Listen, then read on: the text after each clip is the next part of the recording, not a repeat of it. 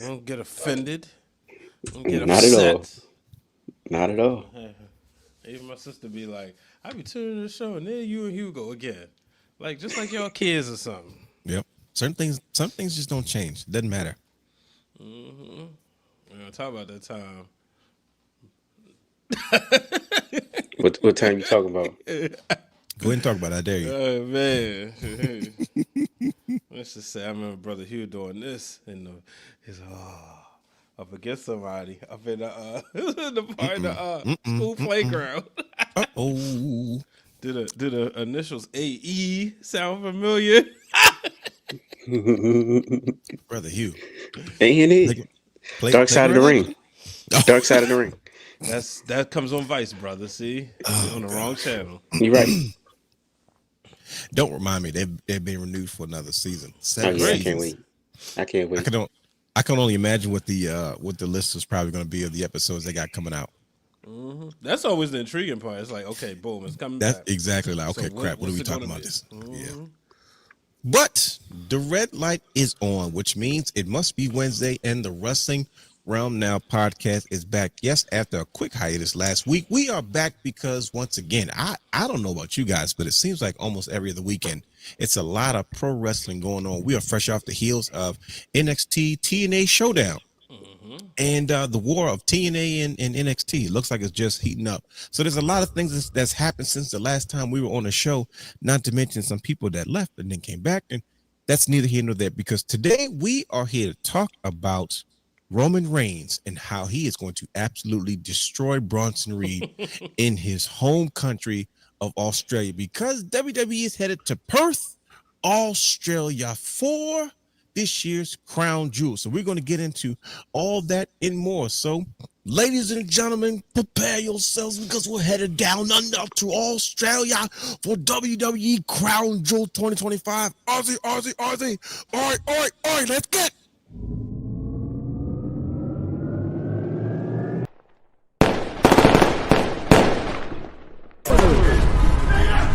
Houston, we have a problem. Yes!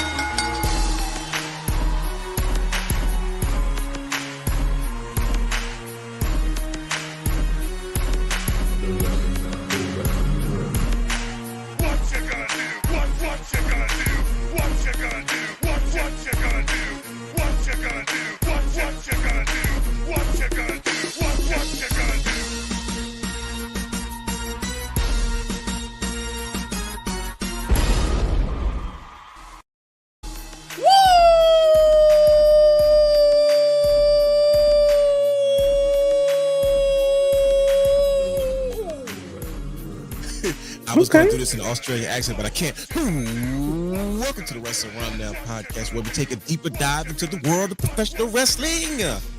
Now, I'm your host, yours truly, the realness himself, the real Dwayne Allen. I am in the building, and he is your host, Mr. Super Producer, A to the A to the S, T to the H to the E, 3 to the R to the D. Brother Hugh has the third is in the building, and he is your host. Not just any guy, but the Belt King, Brandon the Guy. May or may not be in the building, who knows? And he is your host, the man, the myth, the legend, the heart and soul, the founder of the Wrestling Realm. And still, in 2025, Mr. Steal Yo Goddamn Show. Hollywood. Brian H. Waters is in the building, and welcome to another episode of the Wrestling Realm Now podcast. Brothers, god dang it, we took a week off, but it seems like forever. What in the heck is going on? How you guys feeling today? We're back for another show, man. We got a lot of wrestling to talk about today. You know what week it is? Yes, sir. The ones that are sitting here, they went to the Superior HBCU, the National Treasure. And if you don't know, let me let you know. My shirt reminds y'all What that say? it's a national treasure. You know. Look, Yes, sir. Let me get my Pat McAfee on. You know. Let me get my Pat McAfee on. I ain't got the camera back. You know. Is that right? The National Treasure, Morgan State University. Homecoming week, baby. It's definitely homecoming week. Now, let me just start by saying, first, I thought that was a TNA Slammiversary t-shirt you had on. So, look at Brian H. going to TNA. But I realized, quickly. Yeah, I was confused. I was like, wait, what are we doing? Are you that in you know, have you I been? mean, I like their champions. You know, they got Okay. some very great champions over there. I mean, you're talking about NXT people though. It don't matter, you know. I mean, Okay. you got Trick Williams, you got Kalani Jordan, and you got the Hardys. You know what? They ain't the Hardys to me. They will always be the Hardy Boys with a Z. Okay, that's fair enough. That's fair enough. But you know, hey, you're absolutely right. It is homecoming week for us. You're talking to two participating alumni of Morgan State University. It is our homecoming week. Yes, it is. I was just at Morgan State a few days ago for the coronation of Mr. and Mrs. Morgan and all the other selections of the Royal Court. Goodness gracious. Every going on campus, we love to see it. I was trying to sneaking on campus, bro. I really do. Though. I was blending in and everything, bro. You don't be telling us because, you know, we won't come up there. Brother Hugo come up there with the belt. I'm going to come up there with the shirts and we're going to, you know, go roll deep. But you just want to go by yourself. You know, with Brother Hugo there, they scoop him.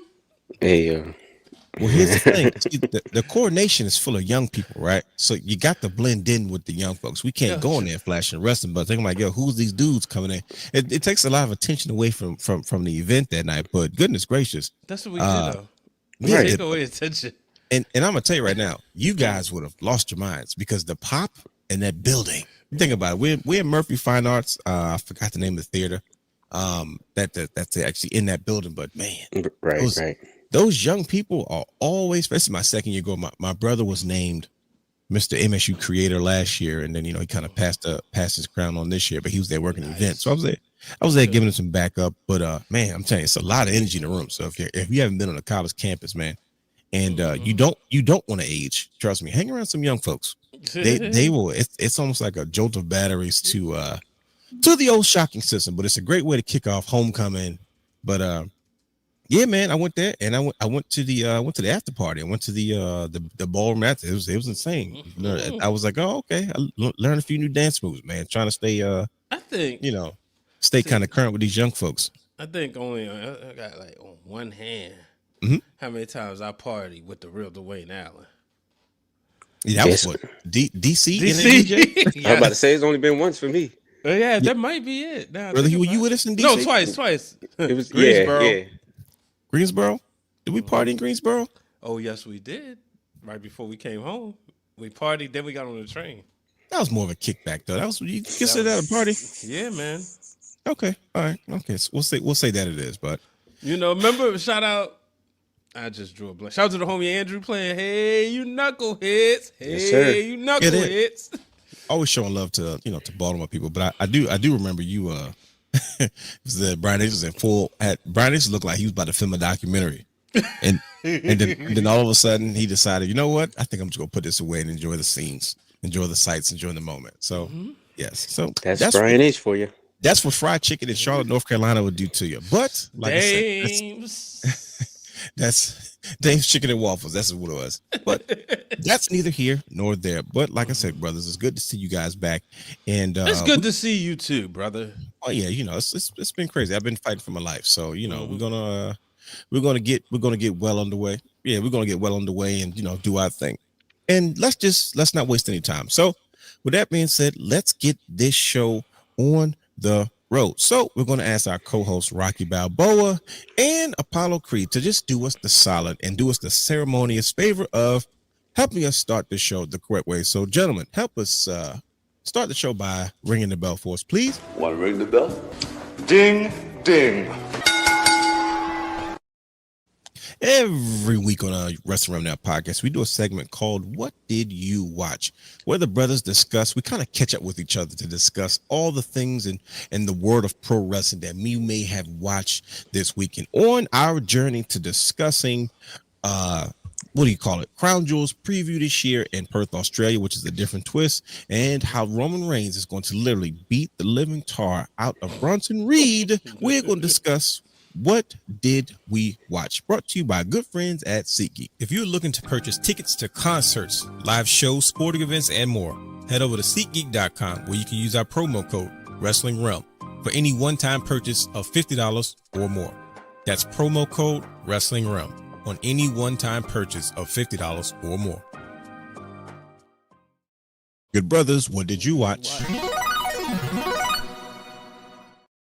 Who wants to go first? I got a feeling of what the heck we're probably going to talk about, but who wants to discuss what you watched this week before we got to this very famous podcast of ours that we do every Wednesday?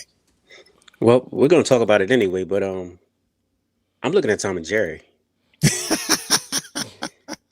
You know what I mean? Classic episodes, man. Ease you ain't my baby. Come on, man. That's a banger. Geez. That's a banger right there. Listen, Ellie and I agrees with you.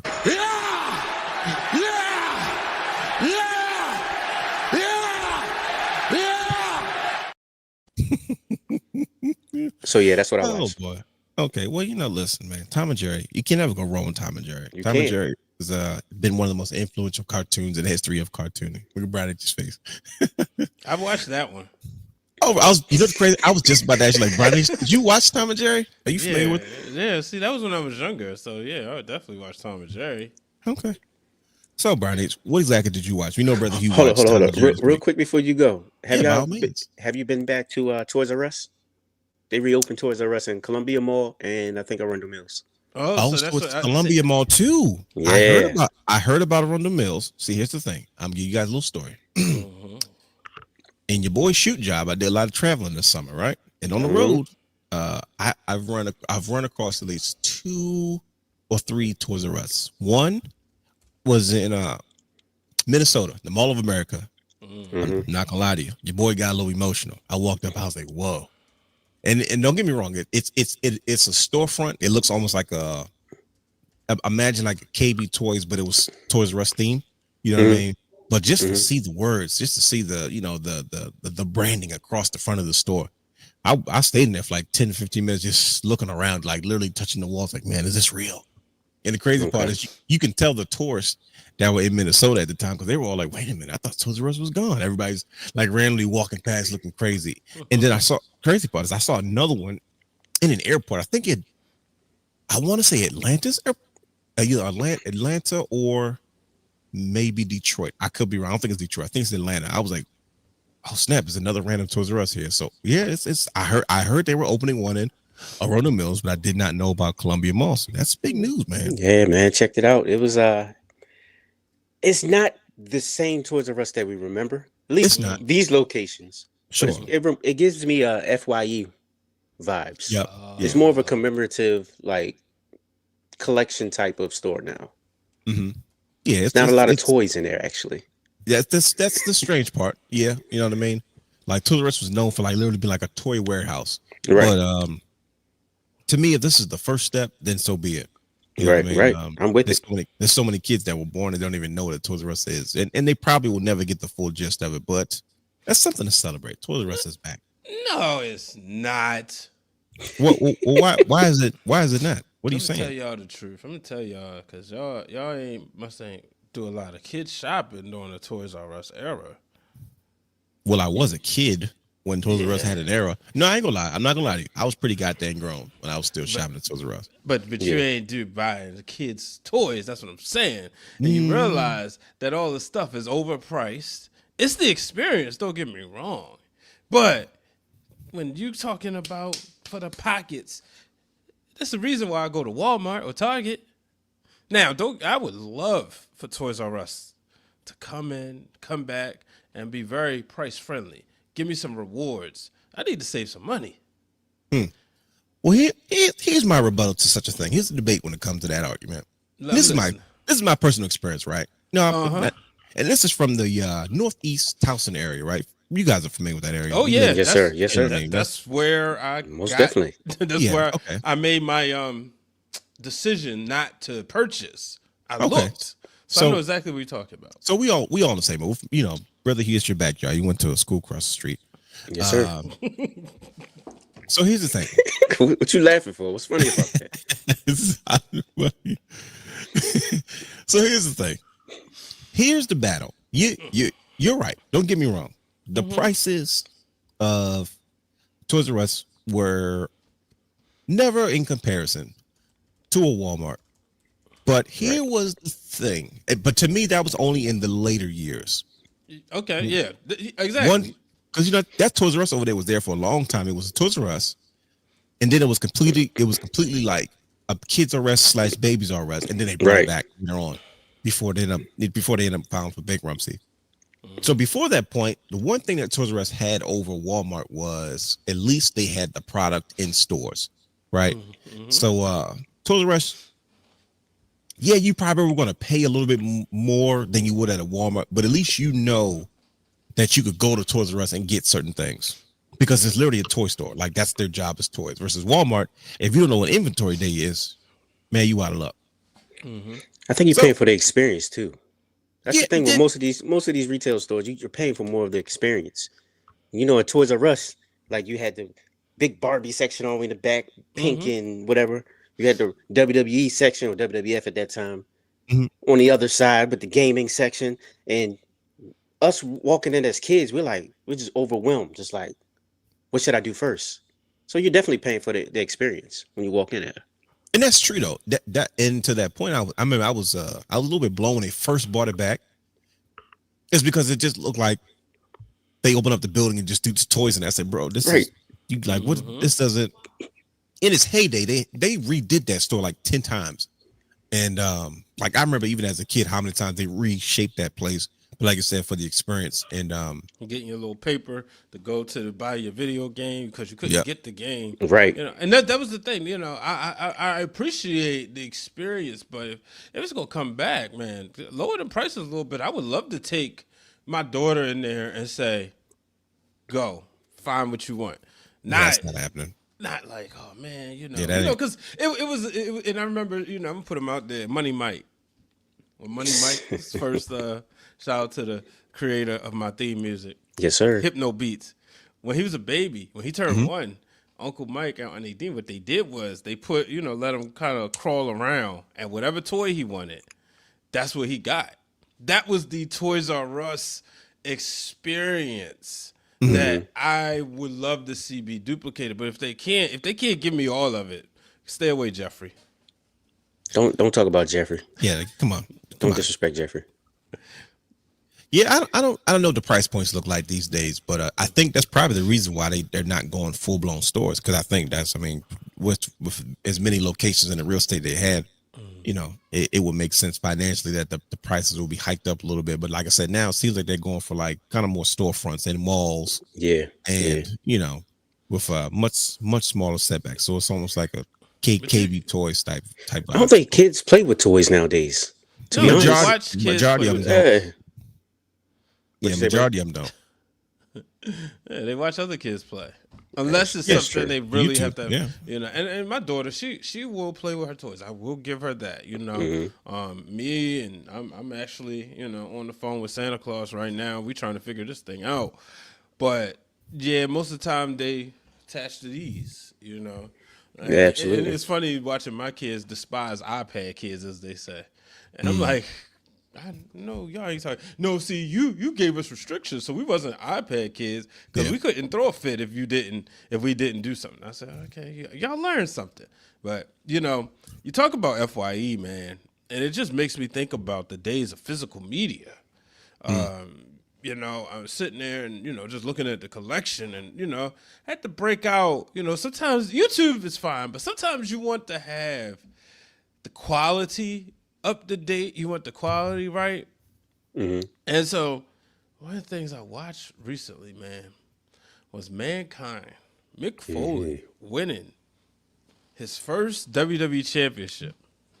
Magical night. To this day, it's always gonna give me chills. Was damn, as many matches and many times Stone Cold came to like beat up Vince McMahon or kick off a show. Two of his loudest pops was when he came out to aid Mick Foley, and the other one was he came out to aid The Rock at Backlash. Those are like two of the Classic loudest moments. Heck yeah. Austin, because you sitting there, it's already chaos in the ring, and then boom, that glass shatters. Nothing like it. Those were the two clips that, if you remember, a few weeks ago, I made the claim like this is why Steve Austin is the greatest of all time. It's because those two pops are the ones in particular that you mentioned. I was like, bro, I've never heard a pop get louder on top of each other and stay at a certain level. Usually it goes up and it comes down, right? It went up and it stayed up. Usually it goes up the initial blast shadow or the music that whatever superstar comes out, but then eventually it comes down and then it like levels out because It's of the three action. phases. For those ones you just mentioned, right? It's 3 phases. It's the initial glass shatter, boom, right? It's Austin walking out there, boom. Yep, that's and true. Then it's when The action. Austin hits the main protagonist, right? So the pops, like he comes in there, yeah, he's hitting out Gerald Briscoe, but once he hit Triple H or once he hit The Rock, and you knew, actually it's 4 pops because you can even credit him. I was about to say with that's the win. before. Yeah. Yeah. You know, so it's like when that 3 counts, then it's like, how in the world? Oh man, we used to have nice things. You know, this is obviously pre-cell phone era, so you're allowed to scream because you're not trying to preserve your voice for your video quality. You know, so you're just living in the moment, and that was the thing. You know, and yeah, that 4-step pop, Shoot. man. In some situations, it might be 5 or 4. I was about to say 5. Yeah, but, that first stunner. At the end where Stone Cold's leaving out and he goes back to talk trash to Vince, he like throws his hat at him. I lost it again. I don't know which one it was, but I remember Vince McMahon went to confront him like, "What the heck are you doing?" And Austin went back to try. Literally took his hat and threw it at him. I was like, One of my "It keeps going." McMahon reactions, and every time one of my teams lose, I do the same reaction. Is when Road Dogg gives the announcement. Ladies and gentlemen, boys and girls, children of all ages, D-Generation X proudly brings to you the new WWF champion, Mankind. And you see Vince close his eyes. And y'all can see it because we've seen it a gazillion times. He closes his eyes and he just like, and then the music just hits like, it was like an accident on purpose. Y'all know I'm a big like music beats guy. So when that beat hit of Mick Foley, don't ask, that may or may not be my wake up ringtone. But that particular Mick Foley song may or may not be. and it just skyrockets. You see, it just goes in perfect sync with McMahon's reaction, man. It's just, wrestling used to be so great. Yes. Well, clearly it's a lot of nostalgia going on for this week's What Did You Watch? But you got any? I know you got something in the tank for us? Well, yeah, it was NXT Showdown. NXT TNA Showdown. I watched the show and I was like, all right, I was looking forward to it because they sold me on it. They did a really good job. And I turned it on and I was like, oh, this is actually pretty cool. It was okay for what it was. You know, I liked it, but my issue with what they gave us is not like what they gave us. My issue is just like, I'd rather see like, I'm biased. I'd rather see former WWE more. I'd rather see more former WWE superstars in TNA that can like help with brand recognition. Like I'd rather see a Jinder Mahal. I'd like to see a Karrion Kross in TNA. I like to see those guys. I like to see Rhino back there. Just guys that people that I think could help build a brand. But I also recognize that TNA is really trying to get their young talent going. And you know, they don't have an identity yet under this era. We don't know what this era is defined as. But they're working well with the WWE and just I guess the show overall was really, really good. Like I said, I'm just looking for TNA to eventually stand on their own 2 feet with some stars that give me something else that you can make me care about. Like they lost 2 of their biggest stars in like Jordan Grace and then now Joe Hendry. Joe Hendry is just about done with TNA. He's probably going to seamlessly transition to NXT. But this show was pretty good, man. Seeing, you know, young guys, young talent on both sides for TNA. Seeing some of the familiar faces. But I thought the show was pretty solid, though. I thought it was pretty good. I think this is just the beginning, but I guess I'm curious to see, like, hey, man, where do we go from here? How does TNA eventually stand on their own? Is this partnership going to be this way from now on? Like, okay, cool. So now is TNA going to kind of act as like an acting developmental with NXT, or at some point they would say, okay, cool, TNA is established, we'll be good friends, but we don't need to do as much talent sharing as we're doing right now. So I guess that's kind of my thing. We got to run it. Hey, brother guy. Ladies and gentlemen, brother guy has entered the building. If you haven't noticed, hold on, let me find some theme music or something for him.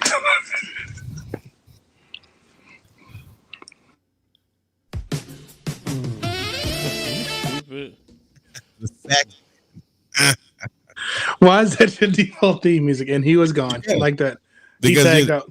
I'm mad he missed it. He was right there because you're the sex man. Oh, I love the fact that that's the theme music. What's going on, good brothers? What's going on, man? We're just in the middle of what did you watch, man? We talked a little bit of Attitude Era, man. We talked about TNA NXT Showdown, and I pretty much gave my 2 cents of why I pretty much enjoyed the show, and I have a bit of a bias towards it, but you know, I thought it was a pretty good show overall, man. It's interesting to see where this goes, especially with Trick Williams kind of turning on Ricky Saints as the guy. I'm just not still 1,000% sold on Ricky Saints as the guy. Wow. But I'm more sold than I've ever been. I'm just not buying it, honestly. Really? I thought you would have been okay with it. The crazy part is I am. Like it's not him, it's you. It's not a critique or bias. I'm just like, but I'm supposed to believe that like I'll give you an example. Trick Williams and Ricky Saints standing next together. Who am I supposed to look at and say who was the top star of this show? Yeah, Trick does outshine him. You know what I mean? Mm-hmm. Like he fits more in black and gold era NXT. Ricky Saints does. And you have to earn your spot. Don't get me wrong. Like you have to give people a reason. Like I'm not just going to be like, okay, cool, because he came from AEW and he's good. He's talented as all get out. You got to give me a reason to give a crap about you now. You know what I mean? And it's still early, but I'm still kind of like, all right. Like there's nothing about him. And I said the same thing about Trick. I said the same thing about Mello. Like I'm not biased. I'm just like, okay. You got to give it some time. Got to be patient with it. I see you, but at the same time, no, you made him the captain of the ship, and I'm like, well, Trick Williams still looks like he's the guy around here, so you know what I'm saying. And then I'm supposed to believe that. What if Obafemi decided he wanted a rematch? So you think Ricky Saints is going to take him down again? So I need some controversy. I need some type of give me a reason to get behind the new NXT champion, not just because he's a black man and I'm supposed to support him. You know what I mean? So that's kind of where I'm at. He gave you enough reason with that pose. Yeah, that's it. That's okay. All right. That's it. Yeah. All right. I get it. That's the post. All right. Cool. I got you. And they gave him the Ricochet lasers. Did you notice that? He has the lasers. They reuse Ricochet lasers. So yeah, I'm waiting to see if. So here's the thing. And I'm the debate guy. Mm-hmm. If your NXT North American champion walks in the room with a microphone, your NXT champion walks in the room with a microphone, and nobody knows who neither one of these guys are, and the audience has to decide who's the champion of this show. They both got belts. They're not familiar with anything. They just see he has a belt, he has a belt. They both walk there with microphones. Who do you think the audience is going to say is the main guy on that show? Well, if you look at the belt design, you can clearly look. I'm definitely going Ethan Page all day. I'm just saying, bro. Hey, I like Ricky Saints, but they got to give me something. They got to give me something. Said I think that's key though. If you say the belt, yeah, it's definitely going to be Ricky Saints. But honestly, I think when they start talking, I think it's going to be Ricky Saints. Now, just the looks alone, yeah. I'm not buying it. He doesn't pass the eye test. See, he's off the goop. He been drinking the gump juice. Whatever. He doesn't pass the eye test. What you mean? If you look at Ricky Saints and you say, okay, he's the NXT champion. Let's pair him up with all the other champions. All the champions line up. Mm-hmm. All right. We're talking all the world champions of the company right now. Right. You take all the mid-card guys out. Take Ethan Page out. You tell me how he matches up with everybody else in that lineup. Right. With both Even Dallas? No. I'm talking about current champions. Champions. Okay, yeah, the current champions. World champions. Whatever face represents the brand. Let's start at the top. Cody Rhodes. All right, cool. Seth Rollins. Yeah. Who do we get? We got Tiffany Stratton. We have Stephanie Vaquer. We got Ricky Saints. And for keepsake, we'll say Trick Williams. Mm-hmm. And they said this is all the world champions, right? We're talking cross. How does he measure up against that group as a new world champion. No, see, I said if once he start talking. But this is what I'm saying. I'm talking about passing the eye test. I'm Like I'm looking at this guy. If he was bigger, taller, easy. Right. You know what I mean? Okay, now let's take a step back 2 months, real quick. 2 months. Let's go back 2 months. Obafemi's still your world champion. Let's say that list again. Seth Rollins, Cody Rhodes, Stephanie Vaquer. If you want to go previous before her, let's say Naomi. Yeah, you gotta go Naomi. Let's say Tiffany Stratton. You say Obafemi. Then you gotta go. Wait, who was champion before Trick? Joe Hendry. Yes, he did phone him. Sure. Average Joe. Yeah. But that's TNA though. That's not WWE. But I'm saying we putting Trick in this conversation. No, we are. But it's like Okay. But he still passed the test more than Ricky Saints. Just saying. Joe Hendry. Really? Yeah. How? Look at his build. They're the same height. Ricky Saints would have fit in better with the black and gold version of NXT.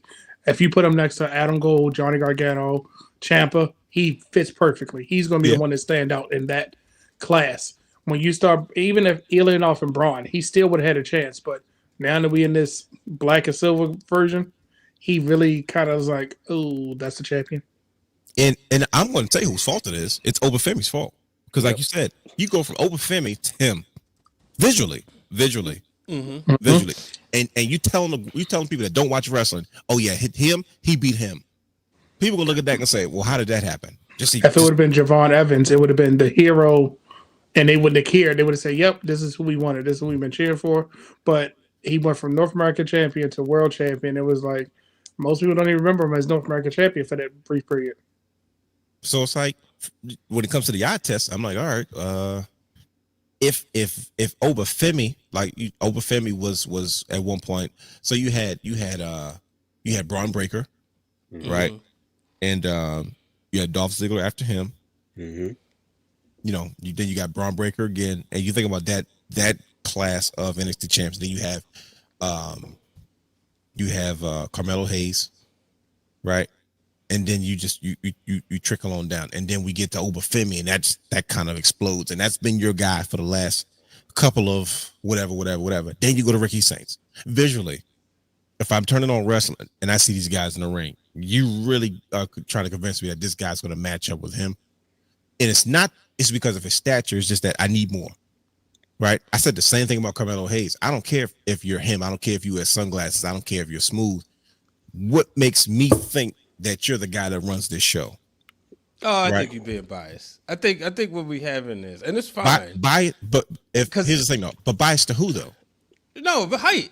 Because I think this will be the same argument in 03. In what way? 04 when Eddie Guerrero beat Brock Lesnar. No. Why not? Here's the thing. Because we knew what Eddie Guerrero could do. No, not in January. We knew once he won the belt. I was never. When you say size, it goes back to what Brother Guy said. Adam Cole's little, Johnny Gargano's small. So those guys aren't big dudes. But he said that was an era though. He said Brother Guy said Ricky would belong in that era. Yeah, but you said I had a bias though. It's like if you have a bias towards something, it sounds like it. Like because we was gonna have to hit the reset button because of Oba's dominance. So my question is, who would have been better? But where would there be bias though? Like there's no preferential treatment. A champion is a champion. Yeah, but standing out, right? Unless it was Moose or Trick Williams, if we take them out, who would have visually looked believable? And I'm not gonna say, yeah. I mean, I'm who in your opinion would look believable beating Oba? Like to me, it was just gonna have to be a reset, and we was gonna have to regroup regardless. That's easy. Ethan Page.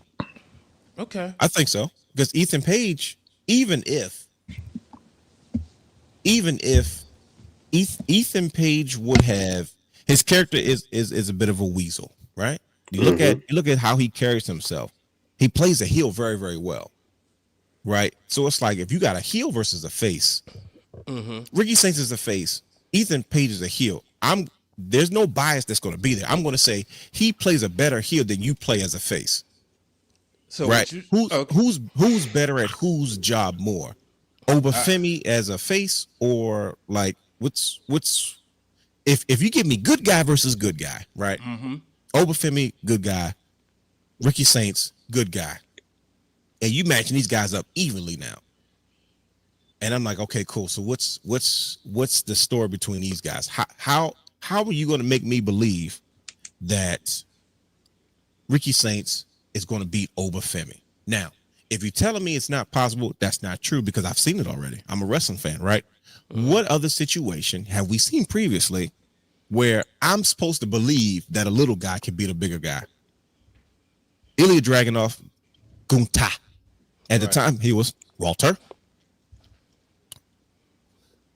Excuse me. When I saw that matchup, thank you. I said, there's no way in the world this guy's beating him until I saw the match. No promos, no gimmicks. What he did in the ring showed his character. I said, oh, this guy's vicious. And he literally chopped that big man down to size. So it made sense based off what they gave me. So overnight, I became an Ilya Dragunov fan. He's been there. You know what I'm saying? Right. So it's not a bias to it. It's like, okay, cool. Just make it make sense. So what you're saying is, in the past 3 months, Ricky Saints hasn't done his job of convincing you that he's the worthy number one contender through his journey and back and forth with Ethan Page, and then in that match, it still wasn't convincing that he beat Obafemi. I'm not saying he's not worthy of it because worthy is the wrong word, but the program and everything he gave us in the ring, let's just keep it like in the ring and the character, right? It wasn't from somebody just watching wrestling, but not trying to be like all backstage politics. What you was given on screen did not fit it wasn't convincing. Not to me, it wasn't. To me, I agree. To me, it looked forced. It looked like what you said it did. We got to hit the reset button somewhere. Like for instance, when Braun Breaker beat Tommaso Ciampa, nobody believed that. That was forced. Okay. Because for the same reason. Oh, we got to hit a reset because Tommaso and those guys they have the reason to be down here anymore because the level of competition that these guys were dealing with, nobody's down anymore. They're going to dominate this crew. That's the same reason why Walter had to lose on NXT. Nobody believed him losing. He had to leave. Like, okay, I got to leave because there's nothing else down for. So it's like, it seems like I have no problem with the reset. It looks like it was forced because once again, we didn't watch NXT 2.0. There's no bias to it. It's just, I'm a wrestling fan. I've seen a lot. I said the same thing about who the heck is Braun Breaker, who the heck is Carmelo Hayes. They said, well, we're going to build around these two. I said, okay, and what difference does it make? Braun 03, baby. I said, I don't know who these guys are. Right. And guess what? Over time, and think about where they started and where they are now. They're definitely not the same people. But at the same time, but that never stopped Braun Breaker from being NXT colorful champion. But it was like, this is what I'm saying. It looks like, okay, cool. I'm really supposed to believe that this is the guy that's going to dethrone Obafemi. He goes hard. I guess there's nothing else left for me to do down here. If I'm Obafemi and I want to turn heel, you're not going to tell me that he can't destroy that man in 2 seconds. If he turned heel, it will be easier for me to believe that Ricky Saints could beat Obafemi because you say, okay, well, Obafemi got so angry, he lost his focus. This dude is not performing at a level he's supposed to. Same thing with Gunta. He lost his focus against Ilya Dragunov. His frustration got the best of him. We talking about in-ring psychology, right? Yeah. And then he got caught slipping. Same thing, right? And what did he do? He chopped him down to size. And I'm like, that's your fault because you couldn't control your emotions. You thought you were going to squash this dude and he didn't go away. And he took full advantage of it to the point you're like, oh, shoot, I'm about to die. Let me tap out. You made it make sense for me. You know what I mean? Versus this situation. I mean, I have no problem with it, but I'm just like, for the record, in all honesty, when I saw the finish to the match, it did feel forced. It felt like we're gonna get this DDT over. Like, when was the last time we seen a DDT? Now, in a fight, yeah, DDT, obviously, but we've been so accustomed that it's been watered down. Like, wait, you really beat him with a jump off turning, what is it, tornado DDT? But the Ricky Saints era, it's it was the fourth one. So that's why he stayed down for 3 seconds. Well, I mean, the fourth one. It's going to be interesting. Like I said, Shawn Michaels wants it to be a third brand. He said that to CVV. If it's not there yet, and we saw that.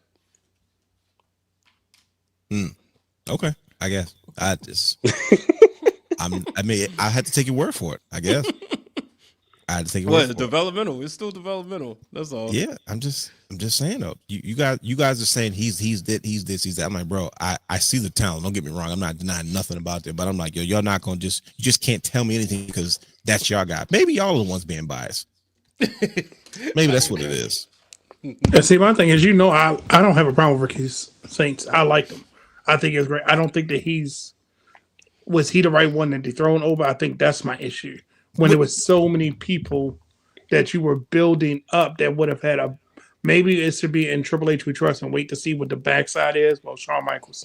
Maybe we need to see what the backside is going to be. But I mean, think about it. Every time we didn't, we like, oh, we don't see it, and then we get something great after it.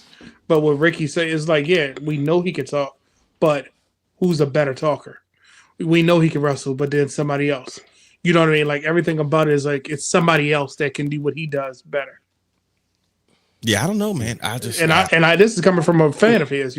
When he called Chris Jericho, he was told he was built like an air fryer. That was probably the best line I ever heard. And I was like, yeah, he's got it. He came up with that, But who else is there? Though? Here we go. I knew you was Williams.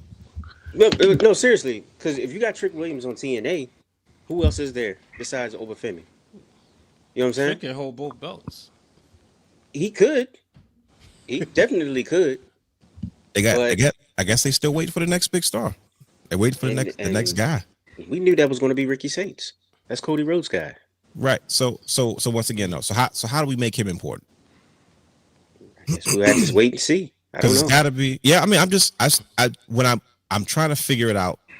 Like now, okay, easy. Cool. Throw him with the bloodline. Okay, all right. It's like all right, you got nothing. But all of black wrestling is telling me, oh, he's the guy. I'm like, yeah, but here's why. Like, but see, this is because he's black. Like, no, that's what I'm saying. Like, but why? No, that's what black wrestling Twitter does, though. Like, I listen to me. I support the brothers too, for real. But like, don't get me wrong, though. I does this because we did the same thing with Velveteen Dream. Like, don't act like see nobody wants to claim it now because I said it years ago. I said, y'all, oh no, he can do everything. He can talk. He's this and the third and blah blah blah blah. I'm like, yeah, he do a whole lot of stuff. That's why he's not in the mainstream anymore. And I told y'all he wasn't there, but everybody said he was there. I said I just want him to win tough enough, but then he became something else. So. Black wrestling Twitter, of course, we got to support the brothers. Me too. Trust me, me too. Yeah, but they do go overboard sometimes. And I'm also harder on African American superstars. That's just what I do. If it's on a scale from Ron Simmons to Booker T, you can't tell me what a superstar is. I've seen it already. You can't tell me anything. I don't care what you want me to believe. I know what an African American superstar in pro wrestling looks like. He's on commentary every week. He's on commentary every week. That's why Trick Williams is the man. Absolutely. He is sitting under that learning tree of Uncle Booker. And you see it. You see his mannerisms, the way he sells, the stuff we used to watch Booker T. You see subtle nuances in Trick Williams' work. Yeah. Will be in the main event of WrestleMania. Oh, absolutely. One day. I'm calling it. Yeah. Write it down. It's definitely 100% possible. So that's just, I just had to clarify that. I don't. It's not. I have no bias. I just like you can. I just wanted to poke the bear. That's all. No, talent is talent. I just got to see it. You just can't tell me anything. Like I appreciate, me. I'm like a street prophet. I always want to smoke. But like y'all just can't tell me anything. I don't even want to talk about them because I'm tired. Is we doing this? Are we breaking up? They don't got to break up, man. They want to beef with them. I'm not. You know what? I'm gonna say this right now. I will not, as of this moment, say nothing bad about Hunter Hearst Helmsley and his horrible booking. That's a lie. For 4 weeks. So I just want to let you know that's a lie. Now, I will not say nothing bad for 4 weeks about Hunter Hearst Helmsley and his booking because I enjoyed Monday Night Raw more than I have in forever. I feel like we gotta make this fun. 4 weeks? 4 weeks. Wow. And I'm missing one of them. I don't think you can do it, brother. And I'm missing one because I got to go to California. So that's fine. I'll even add 5 weeks just to be safe. Oh, he's pushing it. He's feeling good today. One got to shape up. You know what I mean? Shut Feeling up. good. It's been a long week, man. It's been a long week. It's been a long 2 weeks. I'm ready to go. I need a vacation. I'm disappearing. I'll come back. I'm disappearing at the end of the year. Hopefully, if they wanted to, well, I can't see. I'm about to read. I'm like already like rebooking the NXT. I'm sorry. I still got it in my brain. I'm let it go. But it's okay. How did you feel about the ending though? It was this is what I was trying to say, brother Hugh. Mm-hmm. It was only as good as it was going to be. You know what I mean? Mm-hmm. Like, because it's like when you look at the purpose of what they were trying to do, I get that, right? Mm-hmm. But at the end of the day, it wasn't headlines. It was like, hey, look, we're trying to make this work for a partner group, right? Yeah. Mike Santana, I think he's the guy to be the one to carry the TNA banner, but his look is killing me. Like I'm not a fan of the street pants and boots look. Like that's not like, bro, you have everything else, man. Put some trunks on, get some boots, some matching tape. I think you have the look to be like a player in the industry. Like really take off as a single star. I really do. Yeah. You know what I mean? Mm-hmm. But like if you really wanted to go to town, right? Give me that NXT Invasion team, which I understand this is bias, right? Mm-hmm. Give me Dolph Ziggler, give me Nick Nemeth, give me Matt Cardona, give me all these, give me Mustafa Ali, give me Brian, give me all the, and then give me Moose, like you, or Frankie Kazarian. I was about to say, you could throw Frankie in there too. Like Frankie Kazarian, like that was, to me, that was one that made the most sense. Him and Moose, like, okay, cool. This is a TNA original. He's having a run of a lifetime. Frankie Kazarian. Moose, okay, cool. He's been one of the flag bearers for a long time. You know what I mean? And then you fill the gaps with everything else. I'm like, all right, I get it. Cool. If Joe Hendry wasn't in a space where he was kind of like, hey, I'm kind of leaving TNA at this point, I'm part of NXT now, he would have made sense to be a part of that group. You know what I mean? But I understand the purpose of what they were trying to accomplish at the end of the day. Like I said, TNA's trying to build new stars, but like I said, I am biased. I like to see superstars. I like to see guys like this. I can rock with developmental for as long as I can, but after a while, I'm like, all right. You got. I'm not sticking around. I'm not sticking around long enough to see where this goes. You got to get there first, and then I'll tune back in. I'm sending that ish to evolve. That's why we have. That's why we have all this other stuff, though. So, which huge girl, Kylie Armstrong, she been killing. She been looking good, bro. Looking good, bro. Doing her thing. But yeah, so next Bianca. Oh wow. I hate to say that, but. It's the truth. If you keep saying stuff like that, she's going to come back with a completely different look. Because every time somebody says that somebody reminds somebody else, they come with a whole different gimmick. Like Rhea Ripley compared to Charlotte, she came back looking completely different. God. Who else? Who else did the same thing? Kyle Fletcher.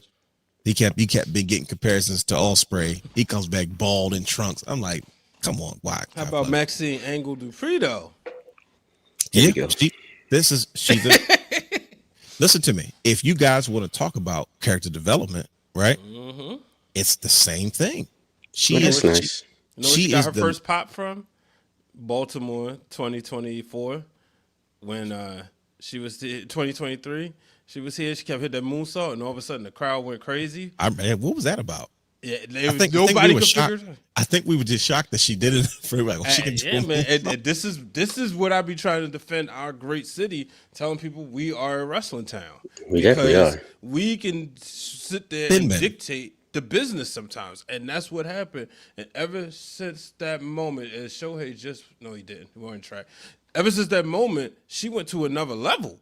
And slowly but surely, but she's been, in her character. And, just the other night, she went out there, the facial expressions, her and Becky Lynch going back and forth. I said, man, this is a phenomenal mid-card great match. Even though Jesse was with that fast count. The thing is, this is wrestling psychology. And I don't mean to go to graduate school tonight on everybody. And everybody wasn't expecting graduate school tonight. Here's the point. It doesn't matter what your place is. Right? It doesn't matter where you are. Do what you do well. You always hear about all the people from the Attitude Era saying the same thing. Like it didn't matter what spot you were in, you had to own your spot, and that's how you called a name for yourself, right? So Val Venus was not trying to compete with Stone Cold or DX, but he had to do everything in Val Venus's power to get Val Venus over, right?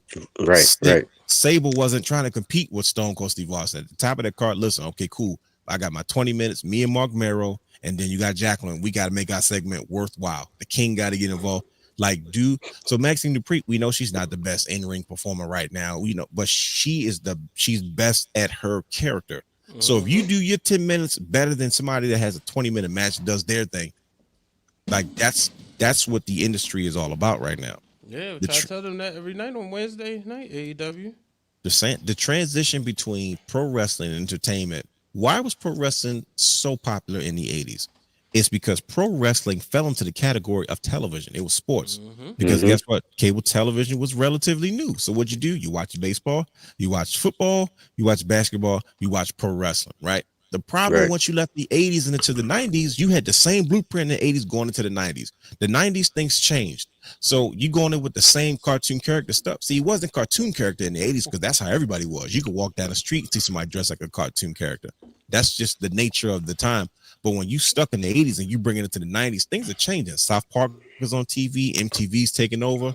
All of a sudden, wrestling is now niche. It's not part of the programming anymore. Now it's like, oh, you have to watch wrestling. Before, everybody watched wrestling, just like you watched everything else that was on TV. And then what happened? The Attitude Era happened. Wrestling adapted to society and the times, and guess what it became? It became a part of popular culture once again, right? And then all of a sudden, things change again. And what happens? Now wrestling isn't cool again. You got to go back to being a wrestling fan. Only people that watch wrestling is wrestling fans. So now here we are today in the TKO era. And what is pro wrestling turning into? It's turned into entertainment. Sports entertainment is a thing now. And they say, hey, listen, you don't got to be a wrestling fan to watch our stuff. We go to sports games. We're normal. We go to NASCAR. We're normal. We go to conventions. We're normal. We're not just all only wrestling fans hanging out with wrestling fans. And now they've made it open and acceptable for people to say, oh, shoot, wrestling is kind of sport. So guess what? It's on ESPN. It's on NBC. The Prince of Saudi Arabia wants to pay big money for it over and over again. Add another zero. So now pro wrestling is back in the space where it was in the 80s and in the Attitude Era. Like, okay, cool. It's back to being a part of everybody's thing, not just, oh, we're in the wrestling space. And if you're not in the wrestling space, that's why we got made fun of for so long. It's because we chose to be different. This is our industry. And they're like, okay, fine, stay in your industry, but you're not coming over here. But now wrestling is a part of everything again. It's not so taboo anymore. You don't have to be a super wrestling nerd to enjoy the program. They said, no, it's something here for everybody. And that's why, as much Brian H probably can't stand it. That's one of the emphases of Triple H. Like, look, man, everybody can relate to this in some way, shape, or form. Whether you're diehard or fair weather, somebody just enjoys action, or hey, I've never seen so many pro wrestling references in popular culture day in my life. Like I was watching a sneaker podcast and somebody's like, something about finishing the story like Cody Rhodes. I said, would you look at the times? So yeah. Speaking of looking at the times, because we got to get rolling. And why is Clayton Kershaw still in the goddamn game? And at the top of the 8th inning, he gave up another home run. Wow. They letting the goat go out. It's like, I'm not getting into it. We're gonna max out your innings. You ain't be back in next year. Who would be wrestling's Clayton Kershaw? That's a very good question.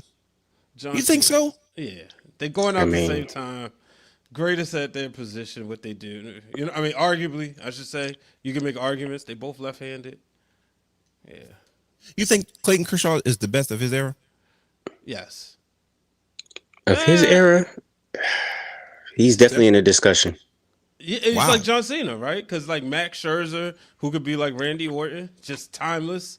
Justin Verlander could be like Randy Orton. Yeah, but who's the alpha? Everybody's already agreed that John Cena is always the best of his era. Randy Orton's probably going to always be number 2. Yeah, Clayton Kershaw probably is the alpha, but he's the most consistent. Yeah. Okay. Vaughn says Roman Reigns. I wouldn't say Roman Reigns. Roman, you know. Roman Reigns is still kind of going though. Clayton Kershaw is kind of winding down. Yeah, it's a wrap. Yeah. All right. Well, listen, brothers. Like I said, we got another crazy weekend of professional. 8:00 in the morning. Who watching this at homecoming though? Well, I won't be at homecoming at 8:00 in the morning. So yeah, I'm not doing that. Oh, see, I might be there later. I went last year. Shout out to Fam Black Wrestler.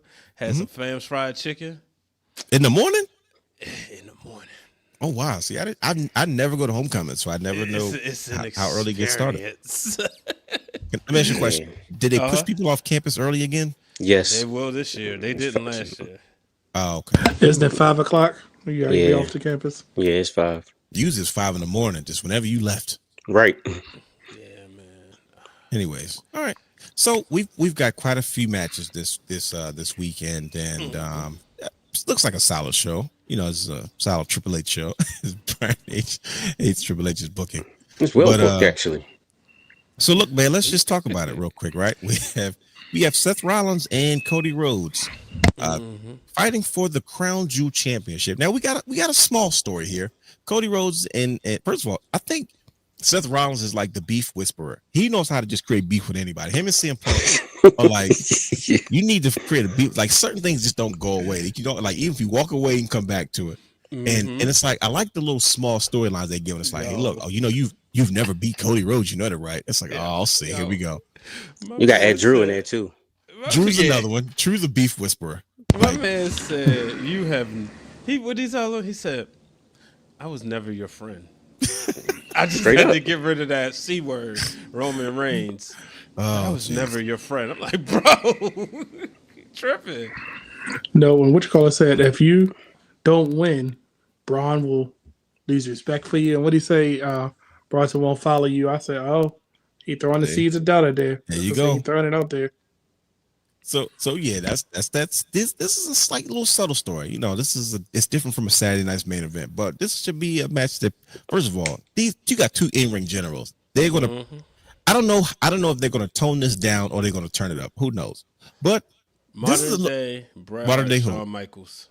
Who that might be fair He to said say. that? I don't know, brother. Let's He talk about it. He might have it. I don't know. Modern day Bret Hart, Shawn Michaels. You just look at these two. They just look like they born to be in the ring with each other. They can create a story out of nowhere. And this is what Bret Hart and Shawn Michaels would have looked like if they would have got along. Like, we got matches. Oh my God. Time out. I'm sorry. You can't just say that and bypass it. That was a bar. If there was a collection plate, brother, I'd have put $10 in. Can you please say that again, yo? You glossed past that way too much because you just hurt my feelings a little bit. Let me that reset again, the please, room. sir. Let's get Oh this my really gosh. social clip.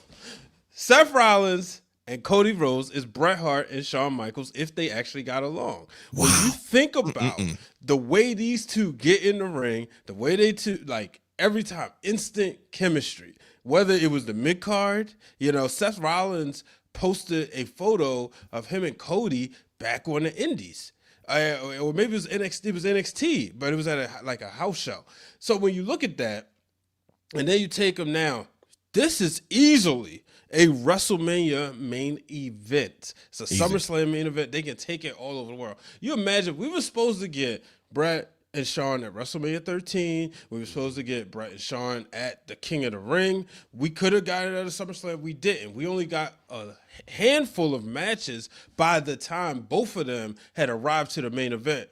We didn't get more, but now we got Seth Rollins and Cody Rhodes. Wow. Okay. I'm glad you had a chance to break that down because I think I agree with you. I can't say that. I think that's the best comparison, actually. That's what I'm saying, bro. Vaughn says CM Punk and Seth. That's a good one. It's a good one. Another one too. I don't think it's to me, that's their own. That's their own. Yeah, that's one of those fight forever blood feuds. Yeah, you know what I mean. That's personal. That's one. This is personal, but not like that one. That's just different. But we have the ladies. Once again, we have Stephanie Vaquer versus Tiffany Stratton. I'm going to ask a quick question. We're going to talk about this in a second because we're not going to be long with this, I promise. Is Tiffany Stratton going to be able to keep up with Stephanie Vaquer? So everybody think about that. Absolutely not. I'm just saying. I'm just going to say it.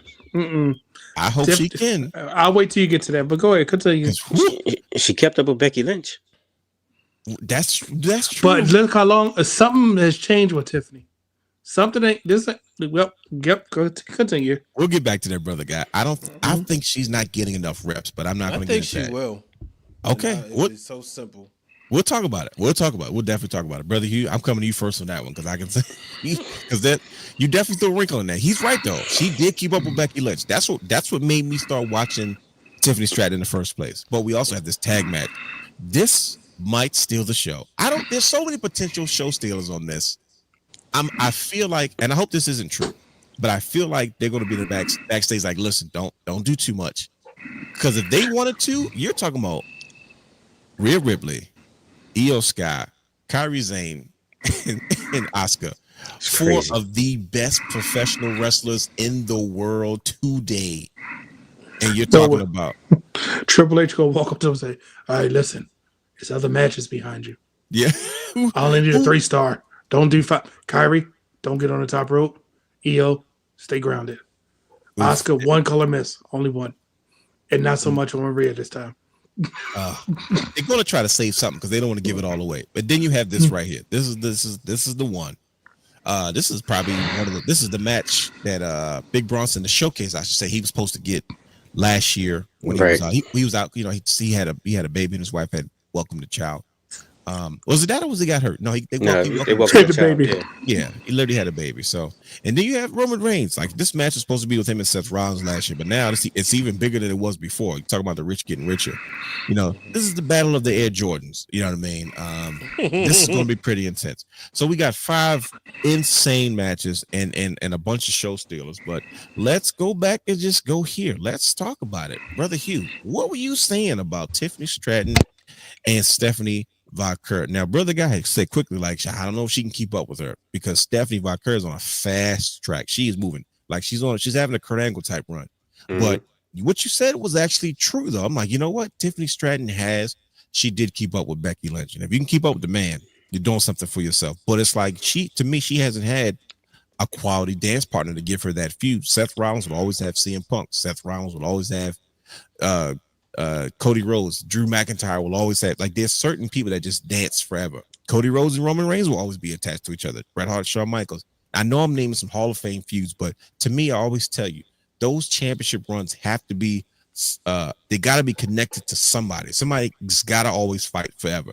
And here we are with Tiffany Stratton. I don't think she's had that yet, but you said you think she can keep up with Stephanie Vaquer. I'm not so sure about that. Not that she can't, but I'm like, man, I don't know. What can she throw at a Stephanie Vaquer that we have not seen before from Tiffany Stratton, especially on this big stage? Talk to us, brother. Here. I think she can make it work. Think about it. You just said it. She doesn't have to lead. Who's our dance partners in SmackDown?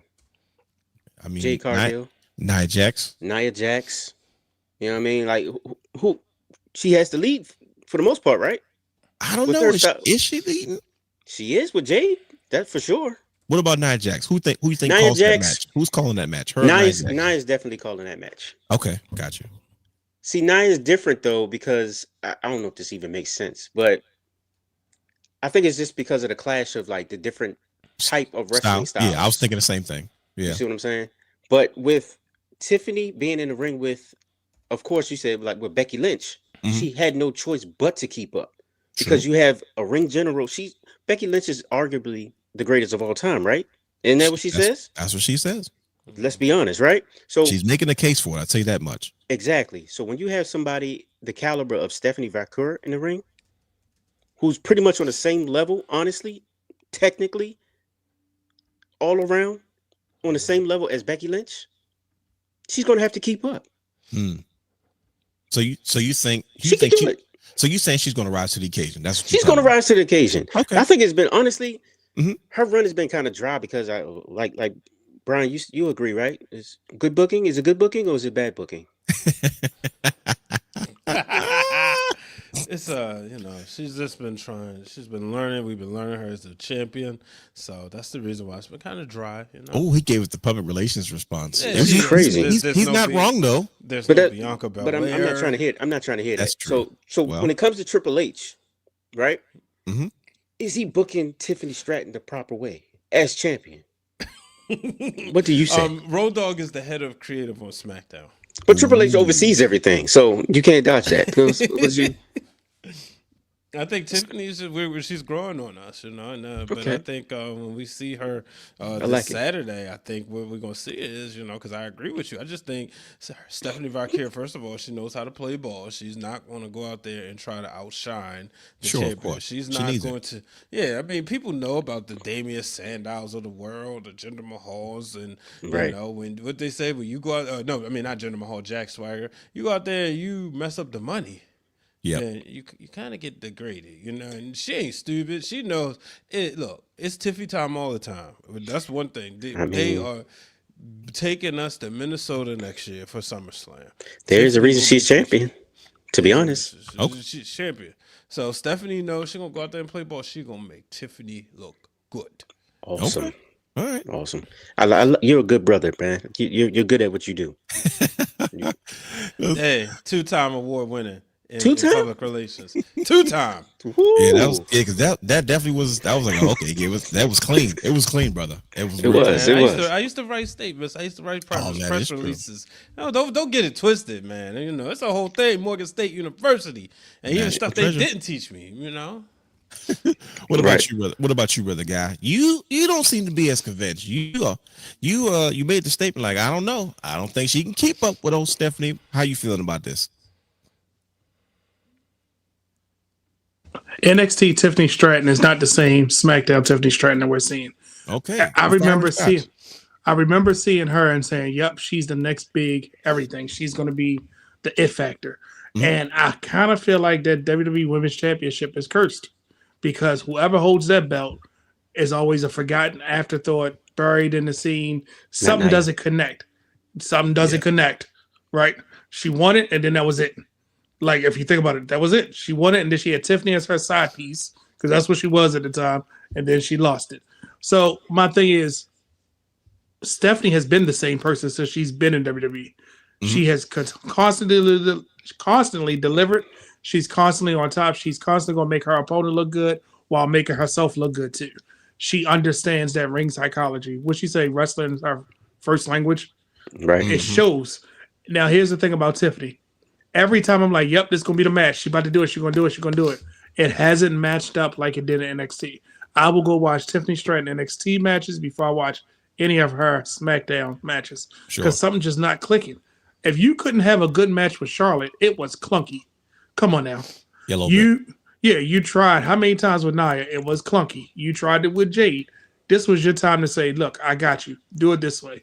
Because how did her and Thea Hale have a better match than Charlotte and Tiffany? I don't understand that. So now you're going to put them two together? Stephanie's going to have a lot of work to do because Tiffany just hasn't been delivering on SmackDown. And I'm just going to take it up to that WWE Championship because people remember Io now talking about her as the world champion. They don't even mention her as WWE champion. And I just it's going to be a thing where if this is I hate to say 5-star match. If this is a match we're talking about next week, I will be pleasantly surprised. The only way we're going to talk about this if Stephanie pulls out the bag and Tiffany goes back to her NXT roots. So he's saying this is going to be a Stephanie Vaquer Mercedes Moné moment.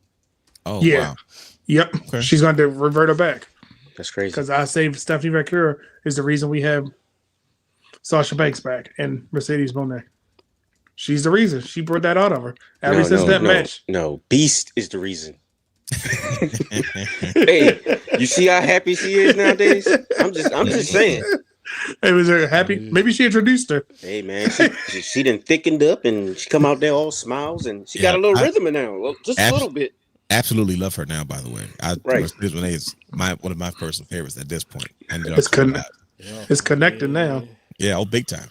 So, but we have another monumental matchup with the ladies. We got two solid, goodness gracious matches that we're looking at. We this boiling story between the Kabuki Warriors and Asuka and Kairi Sane, their former friend and I guess group mate, and Io Sky and Rhea Ripley.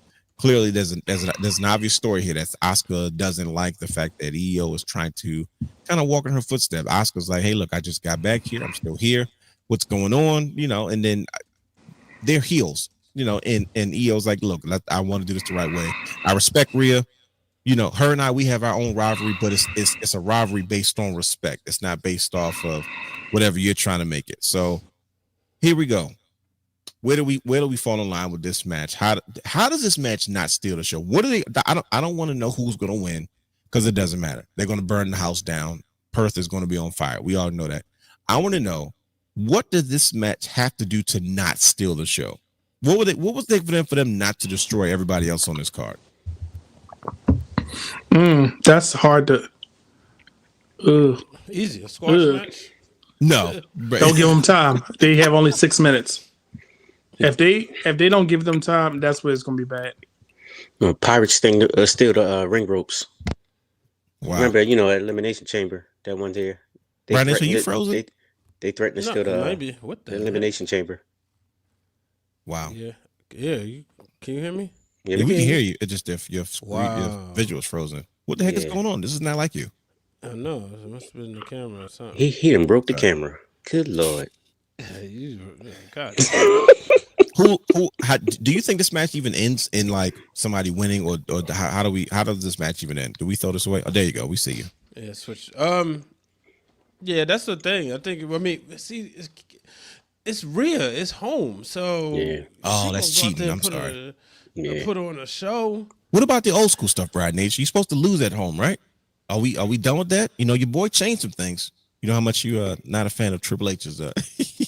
You know, I think that's the thing. Sometimes when you add in, new talent, new blood at the helm, you can get a refresher where it's not so predictable. So I do think there's a possibility that, just because based on what Monday Night Raw showed me, that the home, which you enjoyed, by the way, hero, one of them is winning and one of them may lose. Okay. Well, you see how low his eyes get every time he give you that BS political answer? You know, I just watch a lot of content from your mayor, so That's good. You're right. You're right. You're absolutely right. That's my cousin, right? Oh, you know it. 3 times removed on the black side. Wow. Right. Didn't know you had another side besides. What about so are we? Does this match have a chance to steal the show or not? I don't know if they're going to let them. I don't think you can't let them. You can't let them do it because you have John Cena on there. Number one. This is WrestleMania main event. Yeah, that's definitely a main event. I want them to let Kyrie cook. Shout out to her character work. First of all, they won't let her. Right, but she's killing it as far as her character work. She's doing an excellent job. You see in the groundbreaking, the beginnings of the WrestleMania feud between Kyrie and Asuka. Oh, because Asuka smacked the out of Kyrie the other night, but she got in line to win that match. But definitely did. She only go take but so much. Mm-hmm. And see, that's the guy, you're going to say something? Sympathy factor. Yeah, big time, especially with the audience.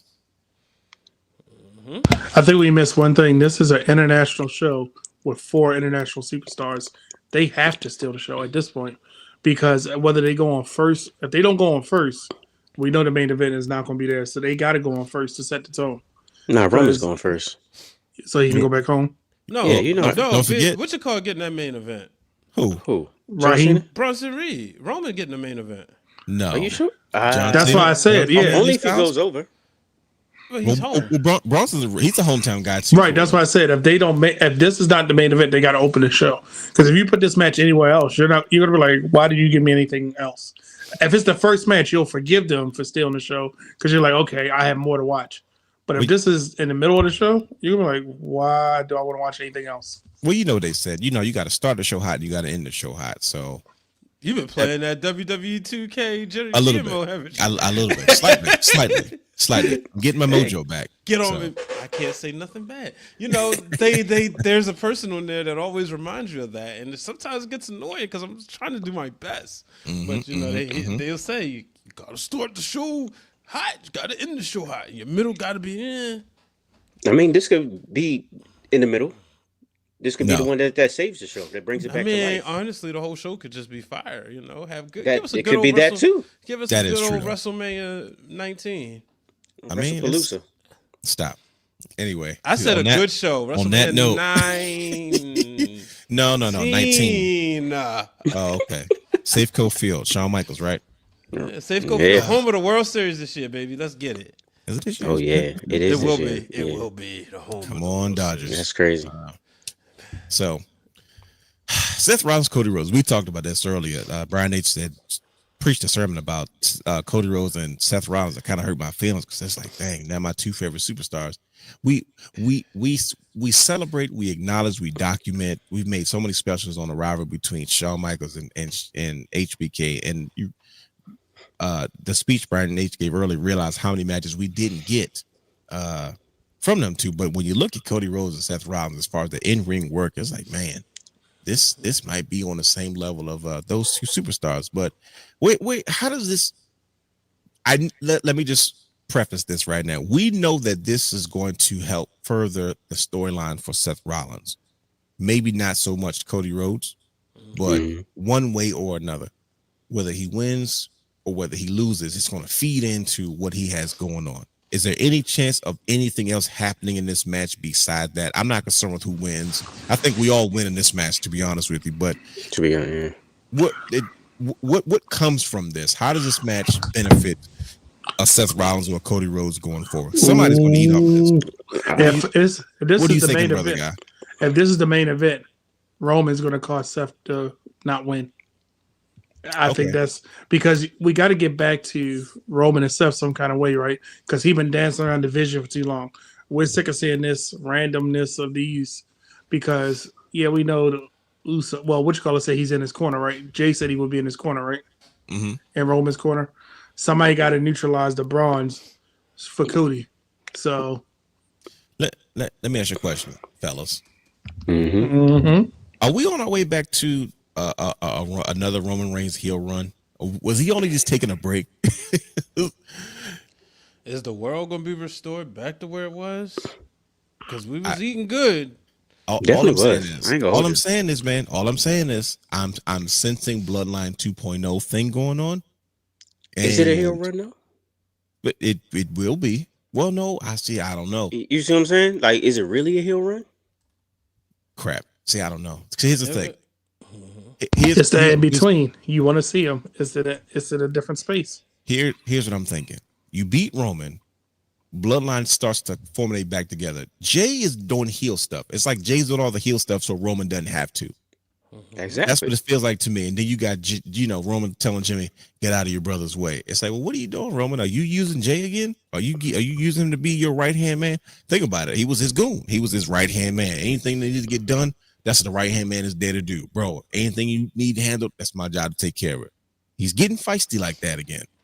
Now, I don't know if it's for himself or now is it for Roman? Since brother guy said, hey man, maybe he's going to cost Seth Rollins because we got to get back to that. That's the one feud that they're dancing around. That they're like, why are we stalling? They don't want to give this just yet. But I don't know. Does Roman go on another championship run? This time it's the world heavyweight champion, and then he's going to make that the most important championship in the company.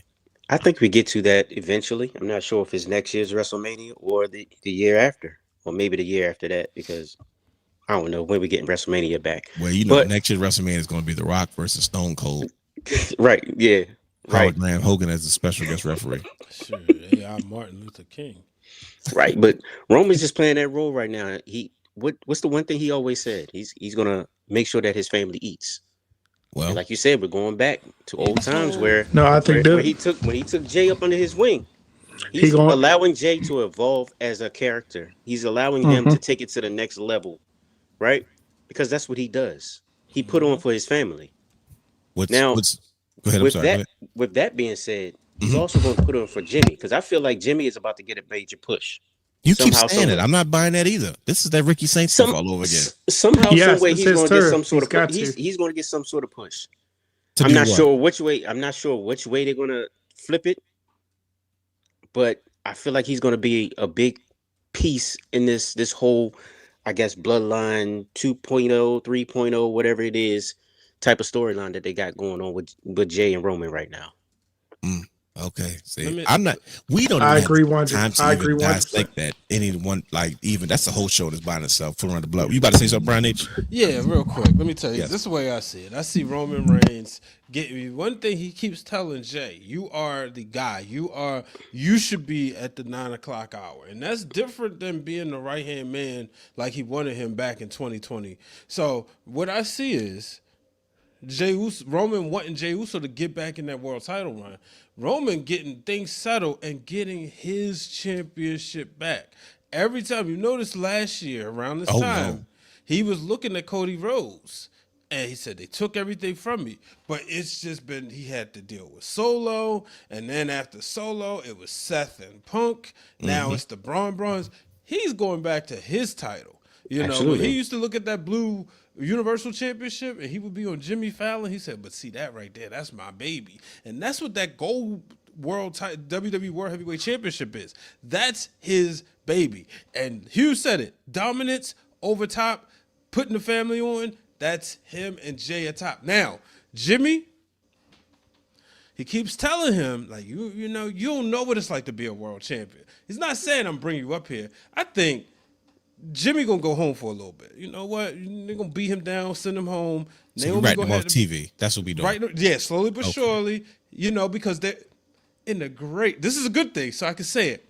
In the Triple H regime, it's all about work-life balance, and they use an app to take time off. You know, so because of that, they said, look. Not only equality, not only is it important for Naomi to have maternity leave, it's also important for Jimmy to have paternity leave as well. Now, I'll tell you something. If I was to have another child, don't think that's in the cards, but if I was, I would get 6 months off. Paid, Yeah, you were just complaining about prices at Toys R Us, man. Right. Right, but I'm just saying, 6 months off, right? Now, back in the day when my little one was born, I had 2 weeks off. Paternity leave is just as important, and if they showing it's all about progression and moving forward, Jimmy's going to get his paternity leave, a la Roman and Jay going to send him home because he keep getting in the way, messing with mids like LA Knight. Am I tripping? Because I just saw Naomi at Paris Fashion Week, and she did not look like she was that far along. At all. I'm like, Not what is going baby, on? no, it's not a baby bump yet, bro. Like she I only didn't- been, she only been, It's only like been pregnant I guess since a July. few weeks, right? Yeah, Okay. yeah, She's you know, and probably- then she can still she's at the point she can still angle a little bit, Okay, you know, but yeah. the baby bump don't come. But then once it comes, you know. Oh yeah, I guess she's still in the first trimester. They can still if they can still book it as if like look, you build them up, you can let him take that paternity leave, and when he comes back, he's even bigger star. Bingo. That's sure. true because people are missing. In time for where's WrestleMania? In Vegas. Jimmy, Jay, 2, backyard. Then Rikishi can get involved if they can keep people out. No, but I'm you know, good. Yeah, not letting Rikishi get involved. My thing is, I had this He's conversation right. with That's not He's heated. I had this conversation with one of my homeboys. He was, what's next for Cody Rhodes? he needs his. You see what I'm saying? Like, I think they're doing it again, brother Hugh. I think they're keeping it a secret on purpose. Mm-hmm. Like I don't know. Cody, Roman 3, baby. Let's Notice get it. they keep mentioning Brock. Well, Cody does. Yeah, but you know, Brock is only there for a short time. He's only there for a good time, not a long time. Right. Yeah, Right. special attraction Brock now. Yeah. Oh That's yeah, what he is. absolutely. But I mean, like, what's like literally what's next for him until we get to WrestleMania? At least, Dancing. you know what I'm saying? He's dancing. He's just dancing around. You said Miz. Orton already. I feel like Miz. Orton and him. You said Miz. Miz. That's where you can plug and play the Miz. That could in. work. That could work. Yeah, I mean, so I guess what do you have? Carmelo Hayes kind of mess up that opportunity for the Miz to kind of keep that fuel going because you know he kind of picked a fight. All right, I like Exactly. it. And I then like you- Miz in the main event. And then you get a nice mellow Miz match at There you go. at the Royal Rumble or Elimination Chamber or something, you know. Mm-hmm. SmackDown before Mania. Build that up. SmackDown, man. Well, listen. Look at us doing a great job. We got that Triple H does. I mean, don't we always? I appreciate all this positivity for you, Brian H, when it comes to the Triple H scene. This Right. is going to be a fun 5 weeks, at least 4.5, because you might not make it to the back half of that last He's week. not gonna make it. No, because we're gonna have a good old crown jewel, and when we have a good old crown jewel, I ain't got nothing to complain about. I'm going to take that as a tribute to R-Truth, and I appreciate it. That's crazy. Yep. Man, AJ Styles versus John Cena. It's been demanded by the fans. Here's what I don't understand, because we gotta wrap this up soon. Here's what I'm not understanding. AJ Styles is kind of like taking shots at management. All of a sudden, he's kind of being vocal about things. I'm like, what are we doing here? Is this We don't need a story. or what's the deal? The fans have spoken out. They want to see this matchup. Is there any chance? Like I said, I don't care about this winner. We already won by getting John Cena versus AJ Styles one more time. So my question is, the $1 million question for the situation is this match have any chance of being just as good as John Cena's match with Cody Rhodes? I love AJ, but you know, it's the emotion that Cody Rhodes invokes. Yeah. His Dusty Rhodes bloodline psychology way of doing things. You know what I mean? To me, has always put him over the edge as far as the impact and how we remember these matches, right? AJ Styles is just a dog. He's gonna go out there and he's gonna tear it up. That's so true. You feel what I'm saying? It's like that's just what he does. He just gets to it. He's not gonna, you know what I mean? He's like, ring the bell, we in the ring. That's what we doing. You know, Cody Rhodes gonna sit there and take you to a soap opera. He's gonna bring you in the highs and lows, and you're gonna be watching cinema. You know who live cooked him there though? What's that? Who? You said Dusty? Dusty. Oh, Dustin. Because I would say his brother. Yes, because we talked about it. That match he had with his that was all out. That was the first match we said. Do we remember any Cody Rhodes match? We were like previous to this, and everybody was like, no. Like this is the one match we said, okay, we finally saw what it turned the corner. You know, what Dusty Rhodes had seen in his son years ago. Like this is the version that what's our favorite Cody Rhodes match, and nobody could name one. You can put that as one of the matches of the quarter century. It should be in the conversation. Yeah, no doubt. And to be honest with you, that's one of AEW's pillar moments when Cody Rhodes slammed the throne. He broke the throne. Right there was supposed to go down in history. Go ahead. When they could fill 10, 20,000 seat arenas. Yeah, it was early. They had a lot of momentum. You know, it is what it is. But hey, kids, talk to me. Does John Cena in this match live up? Does John Cena can he keep up with AJ Styles in this last match? I know John Cena's a little bit on cruise control, but nah, but they'll give us a moment where AJ Styles may yell at the crowd and say, "Beat up John Cena." Okay. I'm almost convinced that AJ Styles is probably going to carry this match for John. I wish the Good Brothers were there. Right. I mean, they kind of said they was going to be the next big pay-per-view, which I doubt. The Good Brothers run outside of WWE now has not been all that spectacular. So I'm a little disappointed, but I just think the climate right now that they're in, they're vets. They don't belong out there in that space, in my opinion. You know what I mean? But we don't have time to get into all that. But let's bring it to this. This is the Battle of the Air Jordans, right? Roman Reigns versus Bronson Reed. The title of this show was that Roman Reigns is going to destroy. I literally think, and somebody correct me if I'm wrong, I think that Roman Reigns is going to make an example out of big Bronson Reed. I think if he slays this dragon, I think it's going to reset the tone for probably whatever's going to happen next, right? Whether Bronson Reed becomes so infatuated with Roman that he neglects the group and Seth and Breaker. He's like, no, I want to just, like, you know how somebody can go crazy becoming obsessed with somebody. And you know, think about it, him losing on his home soil, being embarrassed, and then now him becoming obsessed with Roman Reigns to the point where he just becomes this kind of volatile monster on his own. It's not like he needed a faction to get over. Bronson Reed was on a hot streak before he broke his ankles. Yeah, he was, for sure. Thanks to Braun Strowman. Braun Strowman really put him over the edge, and then Seth Rollins followed up, right? But is there any way in any world, any form, where Bronson Reed actually walks away as the winner of this match? I think there's a big possibility. Yeah. Okay, now I'm curious. What are you guys talking about? Because I don't see it. I think he can catch Roman slipping. I think if Roman slipping? Yeah, I think he can catch Roman slipping. You know, I'm trying to play the numbers. Roman beat him the last time. This is an Australian street fight. So, you know, who knows? I mean, he never lost one of those. What was your favorite one? What was your favorite Australian street fight, brother Hugh? the last one. He never lost one of those. No. Yeah. So, but I think there's a big chance. I mean, you know, honestly, if I had to pick, I think I would pick Bronson Reed just because he beat Roman beat him the last time. So, but like I said, home turf. Roman kind of got the one up a little bit on Raw. But, I know that, there's been a shift in the way we're supposed to think about that with this new regime. So that doesn't necessarily mean anything. But I would love for Roman to win. But, Big Bronson being put over in his hometown, why not? Okay. I'm with you on that. Go ahead, brother Hugh. What are you thinking? He said it beautifully. I'm with you on that. Like, why not put him over? It adds another wrinkle. It adds another wrinkle into the story. Maybe you can have an angle where, because Roman told Jay not to come out. He said, "Look, I don't need your help." What if Jay does come out and it costs him the match? Somehow, some way. What if Jimmy gets involved somehow and it costs Roman the match? I mean, if they go to Australia, they got to go there for some reason, Right, right. So the only thing I just don't want to see the same thing that we've seen before, which was Roman. He fights the Vision, he leaves. He comes back. He fights the Vision. He leaves for a while. Oh, then we're gonna come back, and then I'm gonna fight maybe Bronson Reed again. You think you're funny? No, I'm just saying.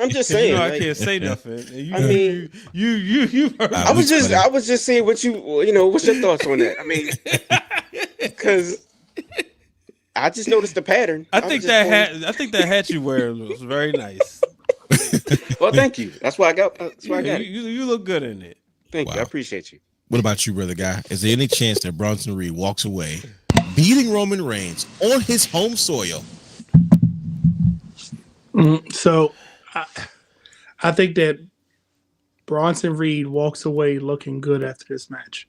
And that's something that we got to remember. He doesn't have to pin Roman to be celebrated. He doesn't have to pin Roman to be, oh, look what he did.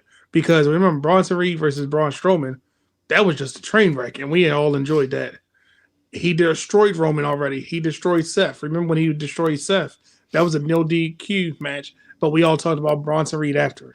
Roman can put him over to the point of, oh, Bronson Reed is definitely a guy to contend with, because a loss to Roman Reigns is almost as big as a win against anybody else on the roster, because he's already facing them.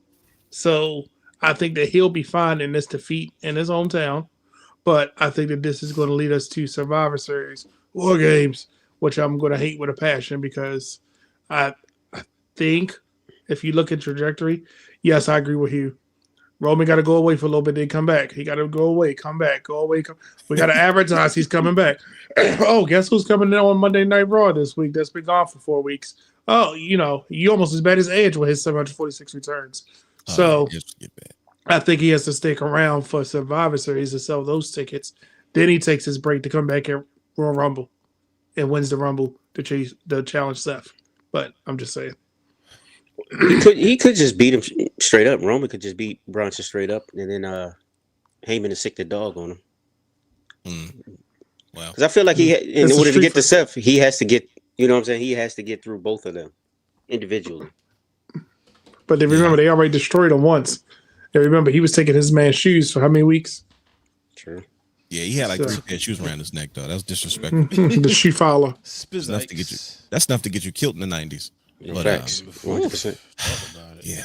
But, man, listen, Crown Jewel in Perth, Australia is going to be absolutely bonkers this Saturday, October 11th, 8 a.m. Eastern time, because of clearly the international, the time zone difference. So I am looking forward to this. I know, Brian H., there's a natural critique with you and WWE and Triple H, and but the thing is, especially knowing you can't say anything negative about it for the next 4.5 weeks. I'm only giving you 4.5. You're not gonna make it to 5. But the thing is the thing I've enjoyed the most so far is that I can sit back and watch wrestling all the way through. There's never a situation where I'm like walking away from it, and I'm not like having fun, enjoying it, watching the show, and going from there. And I think this show will be no different. This is a loaded card. Like that's you have 5 WrestleMania worthy matches on the card, man. So the fact that the WWE is not afraid to go there and put on these type of shows, especially last time we did something big, WrestleMania, it was like, remember they did like Superstar Showdown, that when they first was trying to experiment with going to other countries and putting on these WrestleMania style you know, premium live events. But like I said, times have changed. Things are different. This show is going to be absolutely fun. Of course, we got play close attention because who knows what the heck will happen in next. But like I said, don't we have Bound for Glory this weekend too? Bound for Glory this Sunday. Yes, that's correct. Oh, Bound wow. for Glory this Sunday. Yeah. The obvious match I'm looking forward to is The Hardys and the Dudleys versus Team 3D for the one last tables match with all the belts on the line. So Yep. So everybody can check off to say they hit the NXT titles. yeah, they I saw the graphic earlier today. The Hardys are officially a part of that group now. That has won the Raw, the SmackDown, and the NXT tag team titles. So yeah, I'm looking forward to that as well. The Dudleys will get it. It's So they can make that way. Think about it. Bubba works for WWE now. It's too old. Do you want to come to it's fine. They're coming to drop. They're gonna come drop it. No, I'm good. They're putting You know over the what's Hardys happening. because the Hardys are about to have their one more retirement run. Right. Just let it happen. Because remember they was complaining about how WWE had to keep losing. It's gonna happen. Just let it happen. It's Man, okay. Just come to it's terms with it. It's They gonna knew. happen. They knew what the business was about. They said they leave on their backs. That's how it works. But We all know Edge and Christian showing up. yeah, I wish. What is he Kofi showing? They gonna show up at what you call it? Yeah, they're gonna show up at Bound for Glory Sunday. Okay. Edge is already gone. You see what I'm saying? He said, "Look, I can't do this anymore. I need some time off oh So- jeez. on this But- day. I see clearly." In the meantime, please follow us on all of our social media platforms at Wrestling Realm. Subscribe to our Patreon, Twitch, and YouTube at The Wrestling Realm. We are going to get out of here because there's so much wrestling going on. It's like, man, this conversation, it never has to end. But guess what? This show will end, at least for this week. So enjoy Crown Jewel this weekend. Have fun. And as usual, wrestling fans, stay wrestling fans, all that good jazz. And guess what? We're not going to waste too much time. We are getting out of here. So we will see you next week. And most likely we will be discussing some of the results and some of the things that may or may not happen at this particular PLE. So, ladies and gentlemen, we are out of here. We're gone. Peace.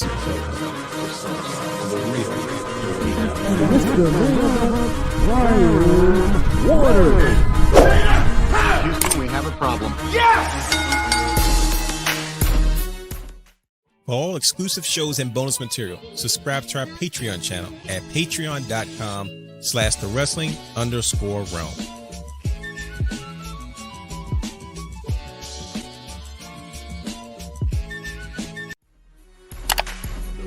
You can watch all of our Wrestling Realm content anytime on youtube.com/thewrestling realm.